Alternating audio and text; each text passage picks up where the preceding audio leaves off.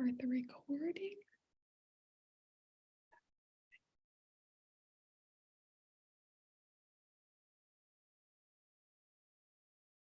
Okay, we are officially live today for another edition of the live chat with our content journey team. Welcome to all of you who are tuning in. We have an exciting. Okay, we are officially live today for another edition of the live chat. It does that. Yeah, can I does make that. it stop? Just mute it. Exciting. Okay, we are officially live today for everyone buzzing. Well, glad that we're getting all this recorded. Okay, we might need to restart that. I don't know how to mute that without muting me. Do you know? No, if you just go to YouTube, it pulls up in the YouTube window, mute the YouTube thing. It just auto plays and you if you mute that. We might.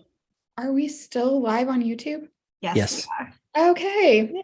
You had done so well. It was so seamless. Sorry. Well, this video is going to need some editing. Let's rewind a bit and we'll start at welcome to another edition of the live chat with Content Journey. We have a special guest with us today that I'm going to let Kenna introduce. We are missing our fearless leader today. She's off representing us, but we have, can I call you the next best thing? Yeah. Sure. I think I'll you take would it. agree. If you're talking about me, I'll take it. Yeah. Next best thing to Lindsay. Sure. Corey Miller. Corey is an entrepreneur and is one of the founders of All Counseling, which is a mental health organization that connects people with counselors all over the world when they're in need of help. He also has an expertise and a lot of experience in marketing and is an advocate of mental health and has been really open in public and very vulnerable. Thank you for that, Corey, because I think it's been really helpful for a lot of people in sharing his own mental health struggles and journey and getting better and then having challenges again, which often happens to people. So thank you so much for that. It was really powerful, especially coming from someone, looking at our lives, they look so perfect from the outside looking in, right? And to know that someone of your caliber with your experiences also has, mental health concerns, I think is really important. I know that's not easy to share. So welcome. Hey, thank you. I appreciate you mentioning that because I think part of my duty, it's not just mine alone, is to obliterate the stigma of mental health on the face of the planet. Like it should be extinct. Of the many things that are extinct or going extinct, that's one I would say needs to go because, my personal experience, Kenny, really well is I wrote a post a long time ago. I said, everybody hurts. That was the admission, right? Confession. An agreement with everybody, like everybody hurts, including me. And I have been privileged to use the platform I have, my relationship I've had to share that message, and I continue to do so every day because one, it's got to happen.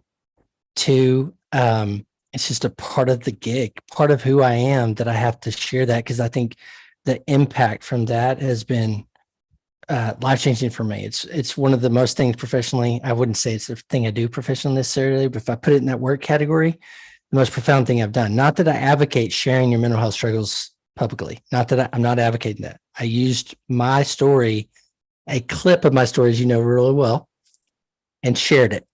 Not from the present, from the past. I'd worked on, done my own work, and shared it in order to help people feel empowered, maybe even inspired to go make the call, set the appointment they know they need to do. Yeah. And I think, like I said, I know that was really vulnerable of you to do that, but I think it was really impactful because at the time when you shared your story, you seemed like you were on top of everything, professionally, personally. And so I think just like we learned from leaders who are struggling in all different types of ways, I think it was just really important and eye-opening for people. So I remember reaching out to you and being like, oh my gosh, Corey, thank you. This is so amazing that you shared this. Because I think it probably did lead a lot of people to go, oh wow, him too. Like I can do this. I can take that next step. So We today, call that, if I can interrupt you again, sorry, absolutely. we call that, No, we call that, I'm saying Lindsay and I and others call that the iceberg. It's that's what I shared, is a way to think about that. I go, everybody sees what's on top, the sunshine, the rainbows, all the cool accolades that I might have been getting at that time when I shared that story. And my thing was saying, hey, that's not the only picture. That's the thing you see social media. That's the thing you assume. And that's part of it too. Those things are part of it.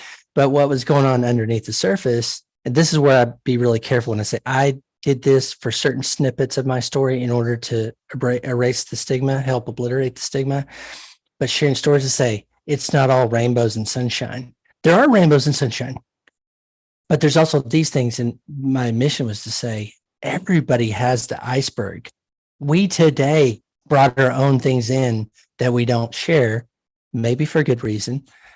But my thing was, at some point, if you're just dealing with those things underneath by yourself, this, Ken, from your extensive experience in psychology, in mental health, if you're just doing it alone, that's a scary place to be. And there's things dark down to the tip that a lot of people share, not just one person, not just you, that those things I don't mess with. I go, that's what I'm going to go find a trained, licensed therapist that fits me and what I'm dealing with to help me walk through that. And in other issues, my spouse, my friends, my support network, that I don't share those all publicly for good reason, but I have people that I trust, that I'm in a safe space with, that I work on this. And some happen to be trained professional licensed therapists that I say it's easier to, they don't come to Thanksgiving and you say, pass the cranberry sauce, right? Nope, they have legal and ethical things, and I'm going to unpack those with them. And I know they go into a vault. When they see me in public, they're probably going to act very professional and just happen to know me as a person on earth, not the client. My secrets are safe here. And then they're walking through those hard parts with me together so that the top part is even more brighter, Yeah, Thank you for letting me diatribe. No, for sure. And you can really experience fully that top part, that positive part, when you're working through some of those things that are under. I remember that visual on your blog, and I thought it was really helpful too. So today we're talking about values-based marketing. And for people who have no idea what this exactly means, Corey, can you unpack it for us a little bit?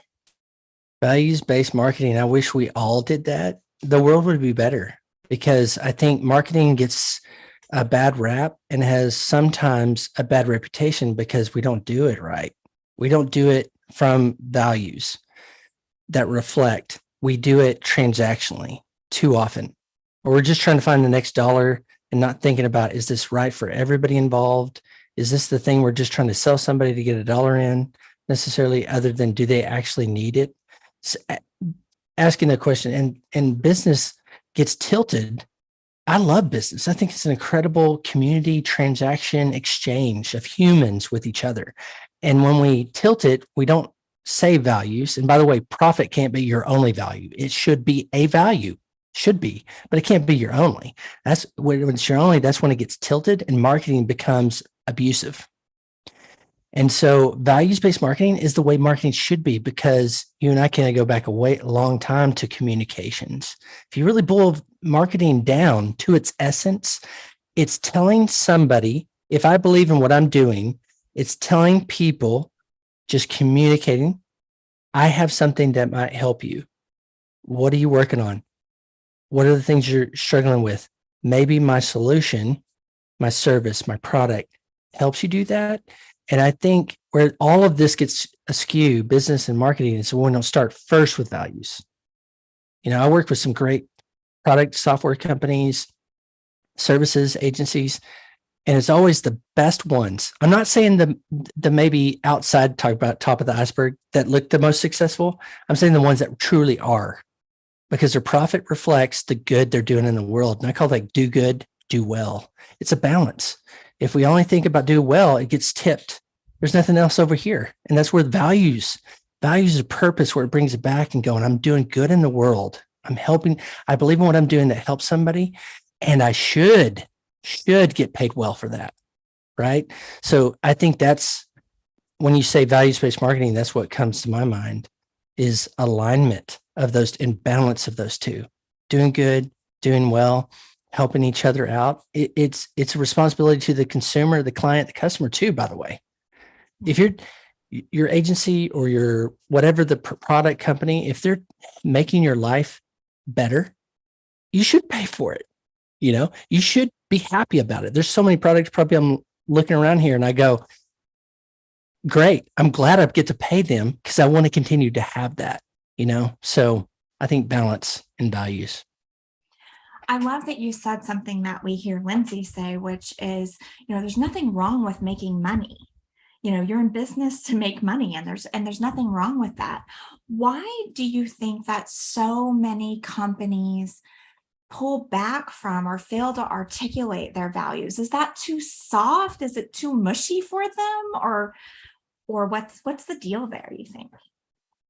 I think mostly we don't sit and think about from a global human perspective, what are we doing in our world? Now, not everybody needs to save baby seals. Not everybody needs to be, out there feeding the hungry, right? But if you just reflect on why you're here, why you get up with some pep and excitement in the morning, you start to come from that heart and go, I like doing in Content Journeys, perspective. I love helping people connect customers to the right people, especially with mental health. I know you all's values on that is so deep, so rich. It's a great example for all of marketing, by the way. You care. When you think about why you got into business and why you do what you do and you feel good about what you do, not just the paycheck, that's a part of it. I think that's where those values start to surface. And I think it's maybe a part, insecurity and vulnerability, being open. It's saying, gosh, I thought it's supposed to be a professional relationship and I'm all about the benefits and features. That's a part of it. But I've found personally, in my experience as an entrepreneur, when you just only share that what's in your heart, it matters so much more because I want to do business with good humans. I want to buy from good humans. I can't vet all the big companies I might do business with, but overall, are they trying to do a net positive in the world than a negative? And I think if we just take a second and go, gosh, that's why I'm proud of what I do. I think those, and just have a little bit more boldness with sharing that. But every time I've stepped out in sharing, this mug right here, you probably can't see, was timely today. So this was our Make People's Lives Awesome, fuzzy mission statement, but it was our North Star at iThemes, the company I started and ran for 10 years. So that's our job. That's why, but it's not just our customers' lives awesome. It's our team, it's our partners, it's the people connected to our business, and it's our customers. And when we started sharing that part about us, it was just who we are. It wasn't a made up thing, by the way. It was something that come naturally from us. It sinks. This is what we want to do. Everybody wants to do that in their job, by the way. Make somebody's lives better, contribute. And I think if we are able to share that a little bit more, I'm not saying the whole thing, a little bit more step by step, you're going to see an incredible response because that is called human connection. I care about you, and here's why. Let's say I'm a mortgage broker. I love when I'm able to help let's say, process get through and somebody land in the home of their dreams. That's pretty dang cool. Like I'm not trying to rob them. I'm trying to help them and get paid appropriately for what I should, for what I'm doing in their lives. It's a delicate balance, but I think the more we connect with the heart of what we're doing, it's always better. It's always better. There's going to be mistakes, but it's always going to be better. It's how if we think about our species, where did business start? It was a transaction of, oh, I can grow this potato. Emily, would you like to buy you need a potato? Would you like to buy it? And there was this exchange, and it's so intimate to the human experience. Mhm. So I think the more we're able to talk about that and get there, share why we do what we do, the better. And that's values. It's not something that goes, I'm really diatribing now, so I'm sorry. It's not 10 values we print out and stick to everybody's door and go, those are our values. It's the things you just go, what is characteristic of who we are and why we do what we do? Those emerge. You can see that with content journey, all your work. Quality in your process over and over and over, because I don't know, ding, ding, ding, you care about what you're doing. You care about the product, care about the end client, why you guys are picky with who you work with, because you care about the craft that you do and the people you're doing it for. That's a pretty cool core value. And it happens to be something I've just observed being around the team. I love that the way you said that these values really emerged, because we didn't start, well, I wasn't at Content Journey in the very beginning, right? But you were there for it. Lindsay didn't start with a group of values that she said, like you said, printed out, and these are our values. This is how I'm going to make my culture. I mean, she had a culture in mind, right? And what she wanted CJ to stand for, but it really kind of emerged out of our engagement together, and some very positive experiences and also some not so positive ones, when she was like, this is not what I want. So what does the opposite of this look like? Because that's one of our values, right? And I don't know about y'all, but like, I don't have to look at our core values to know what they are, because they really are the way that we behave. I don't have to keep them posted somewhere to understand them. That's the difference right there. Your customers, all the people around it, can see it rather than read it. They just know it intuitively. And I love that you said emerge. You know, they naturally emerge from good people trying to do good in the world. So I don't understand how some mental health organizations get so backward on this, because we have to believe that no one goes into this work who doesn't want to help people and see the possibilities in doing good for people and making a more well world and making the world a better place.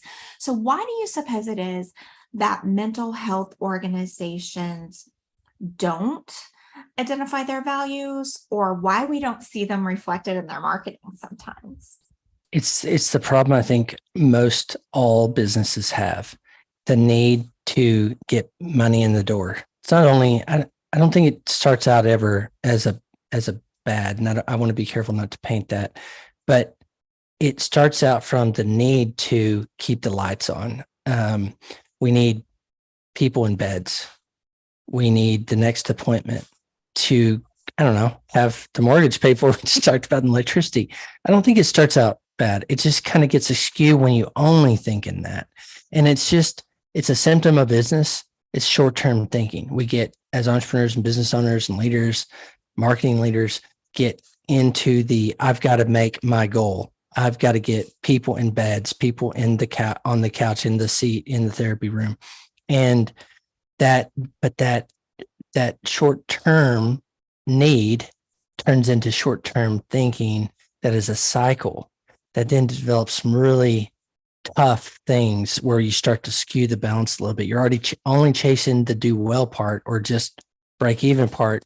You start to cut corners just naturally. You start to think more short-term and sort of long-term and global. What's the health of our business for our clients to be here in the future? So I think it comes as a result of that almost primal need of like survival. And then we get trapped in that cycle. But it's a part of it is the value. Like I said, every business to me should have one thing, which is profit, one of those values. The other one's determined how they serve in how they get the money, how that exchange happens should be all this other thing. But we do it in neglect oftentimes as a result of that cycle of short-term, people in beds, people on the door, people in the phone thinking. And that's just where some of that balance comes into. I don't think most of us start out like with very ill intent. We just kind of get trapped in some of these cycles.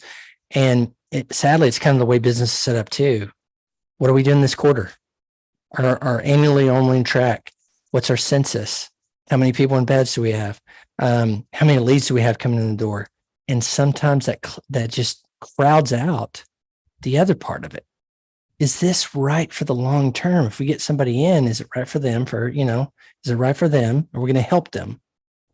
And then is it also good for everybody in the long term? Because like just getting someone in today doesn't mean we're going to be around in this thinking 2 years from now. And that was my thing. And like Lindsay said, don't apologize for making it. You shouldn't. If you're doing a good job in the world, you shouldn't have to apologize. So I think that's part of it. It's just kind of, we get trapped in that survival cycle and then it just crowds everything out. And then we just wake up one day and what the heck are we doing? I think something you mentioned there is really important, and that is not only knowing what your values are, taking the time to think about those and what they are, being able to communicate that with your clients so that they know that you align with their thinking, but also having partners who share those values. And Linz, this is one of the things that I was hoping that you could talk a little bit about is just at Content Journey, we have not only our values for how we operate as a team, but we have values that we apply specifically in mental health marketing. And what is it? You're relatively new to our team, right? So I love it because you have this great perspective, that we might not see having been here, doing the day-to-day. Is there something in those values that really stands out to you that you go, this is the thing that really I see in our work that I think makes us uniquely positioned to serve these people? Yes. It has been really interesting to just see how Content Journey works, being new. So learning all the systems, learning all the things like that. But yeah, having that care aspect of like really honestly caring about the clients that we work with, also the content we're putting out and making sure that it is making the world a better place and not just filling up a website or a blog post and making sure that the information on there is correct and, like informative, helpful, and not just like a blurb, but like here's like doing the deep dive of like, we're going to say this statement and now we're going to back it up. And like, so people can fully understand, like, this isn't just one sentence, like, this is how we found it. This is, or this is why we believe what we do, and having that information to back it up. So that was where that's been very different for me in some ways of having that, I know that care, but that also just the overall really owning it and not just being like, okay, we're gonna throw this here. Okay, we're good. Like, it's like, no, we're going to walk through this. It might take us, a minute longer, but we're going to make sure that everything we put out has the same care and attention put to it as anything else. I think that's really, really cool. Yeah. It makes me think back of like the iceberg analogy in a completely different way, but like people only see the tip of like the marketing that we do, but like there's a huge process underneath of care, right? That's like supporting what people see. And that's really what you're articulating, Linz, is all of that, those processes that like you're an integral part of, supporting kind of what goes out to the public. It's exciting. Yeah, and I think a willingness too to slam on the brakes if this isn't quite right. Like, we realize that the stakes are high and we would rather have to explain, right, why we're putting on the brake a little bit and we need to spend some more time on this than to put something out there that's incorrect when people really need information for their wellness. I think it's so super important. And I'm glad, Linz, that you actually see that coming to fruition in our process. That feels really good to hear that. Corey, as a business, why do I want to partner with a marketing agency that shares my values? Difference does it make what my marketing agency thinks? Well, yeah, off the top of my head, it's if they don't share the values, like you said earlier, how we do things, you're going to get copy and paste marketing strategy that might not be appropriate. And that's going to be a mismatch. And that fracture is going to go through your business where you may not know it for 6 months to a year. You're like, whoa, we're getting more of this problem. What is it? And you're like, because you didn't have alignment. Like what I heard from Linz just now was obviously care, but connection and alignment. And like, you have to, if you have somebody out there helping trumpet your message and then they're just a little off that message, that's going to cause problems downstream. I've seen it over and over and over. It's like, okay, I'm going to hire marketing company, marketing agency. What's your goal? More leads. Cool. Boom. Here's leads. What? These aren't, what am I doing? Well, you said more leads. So we went and got more leads. You're like, hold on, this isn't what we're thinking. And I think that's, again, back to the short-term cycle, it's like, oh, we need this. Well, hold on a minute. What actually, we need more leads. Cool.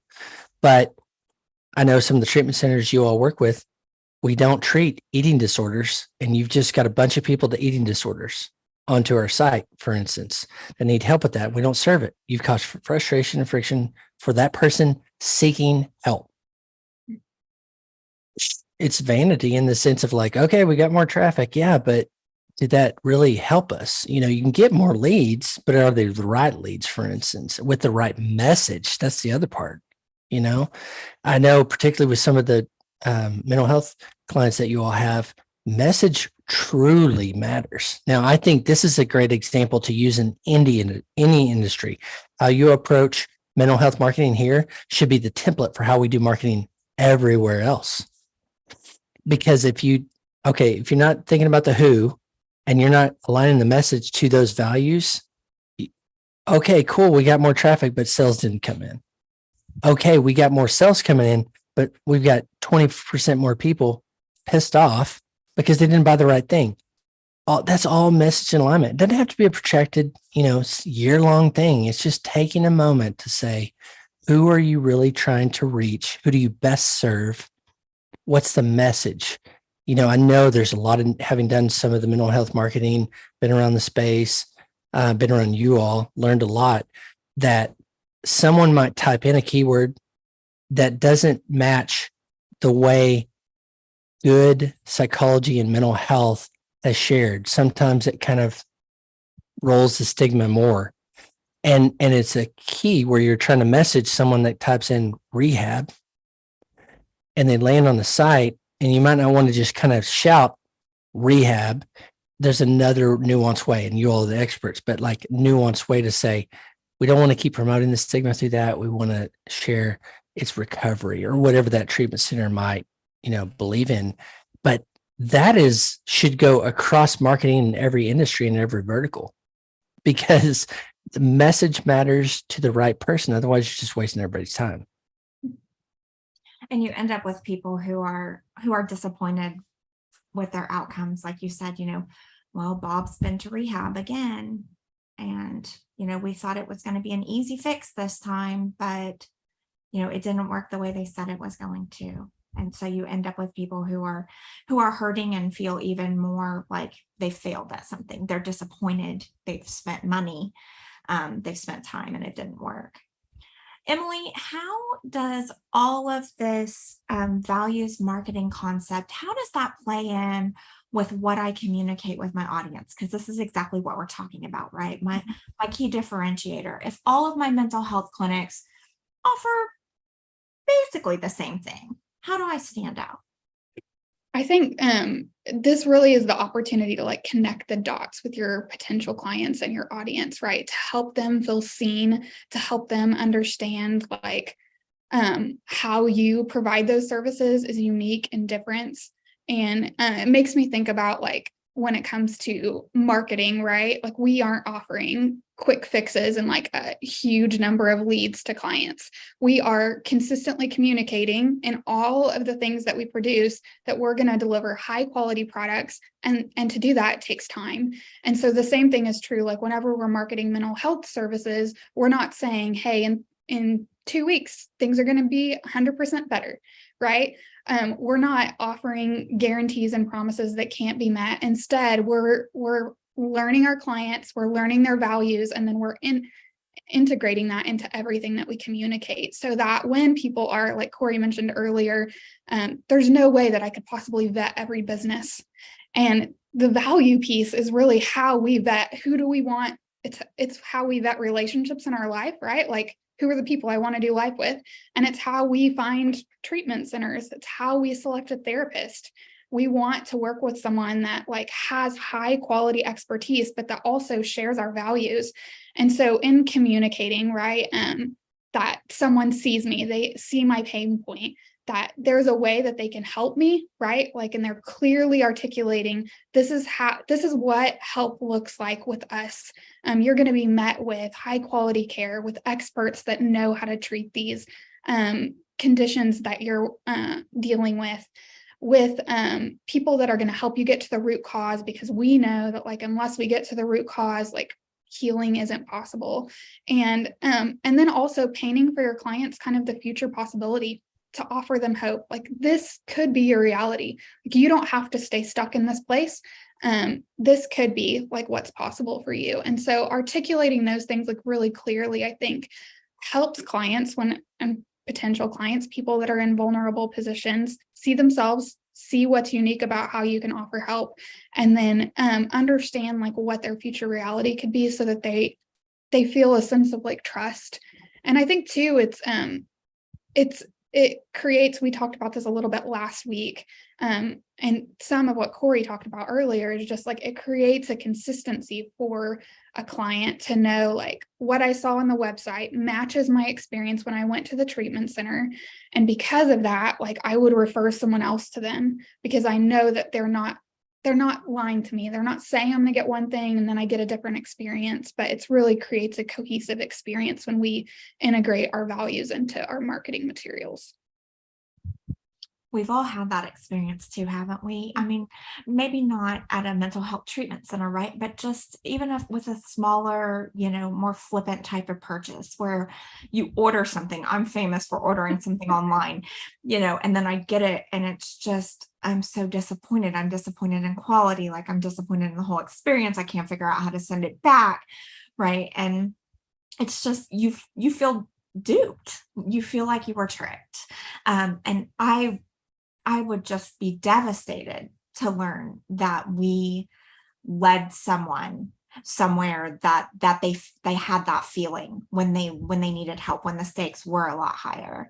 I think we all have different values, and those aren't necessarily, we share some values that others might not, and that's not necessarily a wrong thing. But if I went somewhere for treatment that was completely against the value that's fundamental to me, I would automatically begin to feel like this isn't going to work. This isn't the place for me. And I would close off to whatever might be possible there, So I think that is so, so important. Well, so we see this going wrong. Unfortunately, quite often, surprisingly often, we see value-based marketing non-existent. And we've talked about this in the mental health space, where we have some clients who had things on their websites, who had email promotions sent out that just didn't align with the beliefs of the executives or the counselors, or the way that they operate. So what are some of the unique concerns? This is for everyone, anyone who wants to respond. What are some of the unique concerns that a mental health treatment center or an addiction treatment center has to think about when they're looking for marketing help? I think at the end of the day, like, the cost of this is trust, right? So it's your brand trust and your brand authority. And if you don't hire a marketing company that takes these things seriously, that is communicating from your values, the cost isn't just, and it's even bigger than that, right? Because we're talking about people's lives. You kind of articulated that, Kenna. But the cost is not just fewer leads, like, it's so much bigger than that. And so I think understanding kind of the weight of these decisions is critical for mental health treatment centers that are looking to partner with a marketing agency, so that like they don't just settle for the quick fix or what seems easy, the copy and paste marketing like Corey mentioned, the website that can be done really quickly, but that isn't thoughtful in like the imaging that's crafted or the messages that are crafted. I think the cost is central, right? Like it is people's lives. It is the trust that you lose that could be the doorway for somebody asking for help. Lens, what do you think?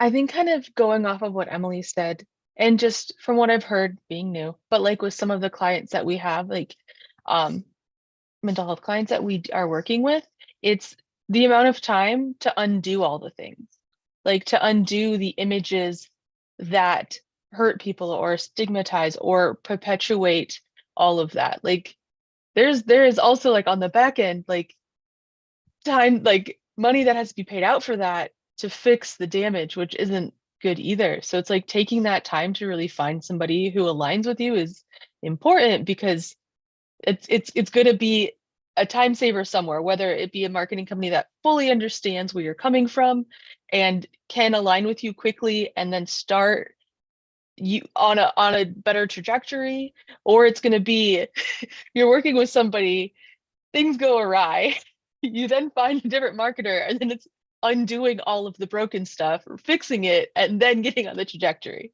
So yeah. Right. We have a client who that has happened to, right? And he was saying last week, I'm now going to have to pay to undo all of this that I paid for, aren't I? And Lindsay was like, yes, you are.